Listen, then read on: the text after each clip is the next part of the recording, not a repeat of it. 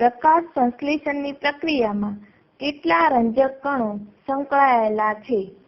પર્ણના રંજક દ્રવ્યોનું chromatographic અલગીકરણમાં જોવા મળતા રંગ ઉપરથી તારવી શકાય છે કે પર્ણમાં એક જ રંજક દ્રવ્ય હોતું નથી, પરંતુ 4 પ્રકારના રંજક દ્રવ્યો હોય છે, જેમ કે ક્લોરોફિલ A, ક્લોરોફિલ B, ઝેન્થોફિન અને કેરોટીનોઇડ્સ, જેમાં લીલા દ્રવ્યો તરીકે ક્લોરોફિલ A, ક્લોરોફિલ B, પીળા દ્રવ્યો તરીકે ઝેન્થોફિન અને પીળાથી નારંગી રંગના દ્રવ્યો કેરોટીનોઇડ્સ હોય છે.